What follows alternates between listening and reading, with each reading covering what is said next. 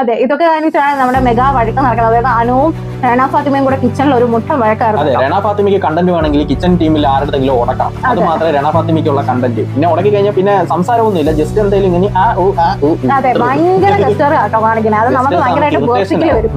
മുഖഭാവം വെച്ചും അല്ല കൈയും എന്തൊക്കെയോ കാട്ടി കൂട്ടുന്ന കൊച്ചു എന്തോന്നും മനസ്സിലാവും. നമ്മുടെ അനു വന്നിട്ട് അപ്പൊ ഇതിനെ ഭയങ്കരമായ രീതിയിൽ അവിടെ ഒരു വഴക്കൊക്കെ നടന്നിട്ടോ. അപ്പൊ ഇതിന്റെ ഇടയ്ക്ക് നമ്മുടെ അനു പറഞ്ഞ് ഭാവിയിൽ ആദ്യം വെറുപ്പ് സമ്പാദിക്കരുത്, നീ ഒരു പെൺകുട്ടിയാണ്, അത് ലാസ്റ്റ് നിനക്കത് ദോഷമായി മാറുന്ന നമ്മുടെ അനു. അതെ, അപ്പൊ റെന ഫാത്തിമ പറഞ്ഞ് ജനറൽ കാർഡ് ഇറക്കുന്ന എന്തിനാ, പെൺകുട്ടികളായാലും എന്തോ അങ്ങനെ ജനറൽ കാർഡ് എന്നുള്ള രീതിയിൽ അതിന്റെ കൂടെ തന്നെ ചപ്പാത്തി കളിയാണോ അത് ട്രിഗർ ചെയ്യാൻ തന്നെ ചോദിച്ചതാണ്. റെന ഫാത്തിമ ട്രിഗർ ചെയ്യാൻ വേണ്ടി തന്നെയായിട്ടാണ് വന്നത്.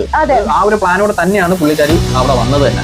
എന്നിട്ട് ഇതൊക്കെ കഴിഞ്ഞിട്ട് നമ്മുടെ റെന പോയി ജിസേലിനോട് പറയുന്നുണ്ട്, ഞാൻ ട്രിഗർ ചെയ്യാൻ വേണ്ടി പറഞ്ഞത് ആള് ട്രിഗർ ആയി, പിന്നെ ആൾക്ക് പുറത്ത് PR വർക്ക് ഉണ്ട്, അപ്പൊ എനിക്കിത് നെഗറ്റീവ് ആയി വരും എന്ന് എനിക്കറിയാമെങ്കിൽ ഞാൻ ശരിയാണെന്നൊക്കെ പറഞ്ഞിട്ട് ജിസേലിനെ പോയി ഭയങ്കരമായ അതായത് പുള്ളിക്കാരി അപ്പൊ നമ്മുടെ ഗെയിമിനെ